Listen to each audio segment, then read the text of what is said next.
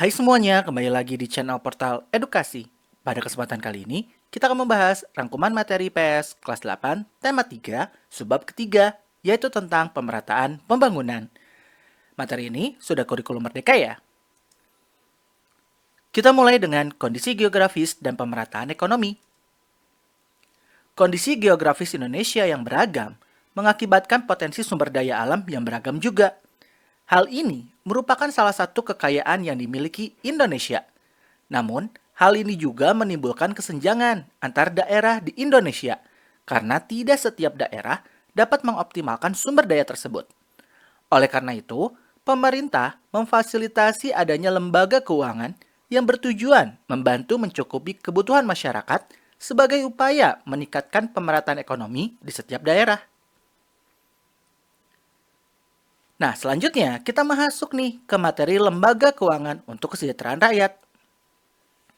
Lembaga keuangan adalah badan usaha yang mengumpulkan aset dalam bentuk dana dari masyarakat dan disalurkan untuk pendanaan proyek pembangunan serta kegiatan ekonomi dengan memperoleh hasil dalam bentuk bunga sebesar persentase tertentu dari besarnya dana yang disalurkan.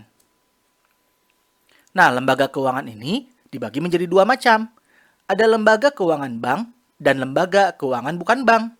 Kita akan bahas lebih jauh ya tentang dua hal tersebut. Kita mulai dulu dengan lembaga keuangan bank. Menurut Undang-Undang Nomor 10 Tahun 1998, bank adalah badan usaha yang menghimpun dana dari masyarakat dalam bentuk simpanan dan menyalurkannya kepada masyarakat dengan tujuan meningkatkan taraf hidup rakyat banyak. Nah, ada macam-macam jenis simpanan, seperti giro, deposito berjangka, sertifikat deposito, tabungan, dan lain-lain.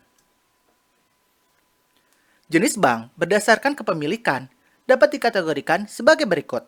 Ada bank umum milik negara, milik swasta nasional, milik swasta asing, serta milik campuran. Sedangkan jenis bank berdasarkan fungsinya yaitu ada bank sentral, bank umum, dan bank perkreditan rakyat atau BPR. Kalau secara umum, fungsi bank itu yaitu penghimpun dana, penyalur dana, dan pelayanan masyarakat. Kemudian kalau untuk prinsip kegiatan yang dilakukan bank, yaitu kehati-hatian, kepercayaan, kerahasiaan, dan mengenal nasabah. Pemanfaatan perbankan dalam kehidupan perekonomian, perdagangan, dan keuangan itu dapat melalui kredit. Nah, kredit itu ada dua macam, ada aktif dan juga pasif.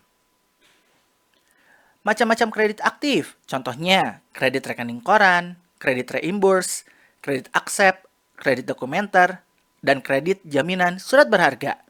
Sedangkan macam-macam kredit pasif yaitu simpanan atau tabungan, giro, dan deposito. Kemudian ada pun jasa-jasa perbankan yaitu transfer uang, melakukan inkaso, menerbitkan kredit card, travel check, jasa pembayaran, dan clearing. Selanjutnya, kita masuk ke lembaga keuangan bukan bank. Lembaga keuangan bukan bank adalah badan usaha yang melakukan kegiatan dalam bidang keuangan yang secara langsung atau tidak langsung menghimpun dana dari masyarakat dan menyalurkannya kembali kepada masyarakat. Beberapa lembaga keuangan bukan bank di Indonesia adalah lembaga pembiayaan, perusahaan asuransi, koperasi, dan pegadaian. Lembaga pembiayaan adalah badan usaha yang melakukan kegiatan pembiayaan dalam bentuk penyediaan dana atau barang modal dengan tidak menarik dana langsung dari masyarakat. Lembaga pembiayaan bergerak dalam bidang-bidang usaha berikut ini. Ada usaha sewa guna usaha, usaha pembiayaan konsumen, usaha kartu kredit, dan usaha penyertaan modal. Selanjutnya, perusahaan asuransi merupakan lembaga yang menghimpun dana melalui penarikan premi asuransi dan menjanjikan akan memberi sejumlah ganti rugi apabila terjadi suatu peristiwa atau musibah yang menimpa pihak yang ikut program asuransi. Peranan perusahaan asuransi adalah menambah lapangan kerja bagi masyarakat, mengurangi kekhawatiran dalam kehidupan bermasyarakat, mengurangi kerugian yang ditanggung masyarakat, serta memperlancar kegiatan ekonomi masyarakat.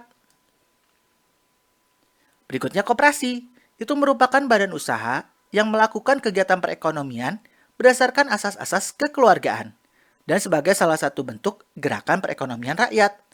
Prinsip koperasi adalah sukarela dan terbuka, pengelolaan secara demokratis, kemandirian, dan pembagian SHU secara adil. Koperasi sendiri ada macam-macamnya. Nah, koperasi berdasarkan jenis usahanya yaitu ada koperasi produsen, simpan pinjam, konsumen, jasa, dan serba usaha. Sedangkan koperasi berdasarkan tingkatannya yaitu ada koperasi primer dan koperasi sekunder. Koperasi primer yaitu koperasi yang memiliki jumlah anggota minimal 20 orang. Sedangkan koperasi sekunder yaitu koperasi yang memiliki anggota beberapa koperasi atau gabungan beberapa koperasi primer. Setelah koperasi, ada pegadaian. Perum Pegadaian merupakan perusahaan umum milik pemerintah yang kegiatannya memberikan pinjaman uang yang besarnya berdasarkan pada nilai barang jaminan yang diserahkan. Tujuan pegadaian untuk membantu rakyat kecil dengan memberikan kredit atau pinjaman agar terhindar dari kreditor liar yang meminjamkan uang dengan bunga yang sangat tinggi. Selanjutnya kita masuk ke materi manfaat lembaga keuangan.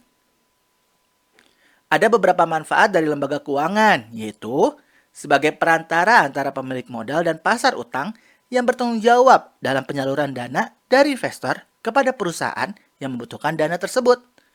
Memfasilitasi arus peredaran uang dalam perekonomian, meminimalisir adanya ketidakmerataan pembangunan ekonomi, serta mengembangkan UMKM yang akan berdampak pada meningkatnya perekonomian masyarakat. Nah ya mungkin cukup sekian, terima kasih telah menyimak video pembelajaran hingga selesai, semoga bermanfaat kita semua, jangan lupa like, comment, and subscribe.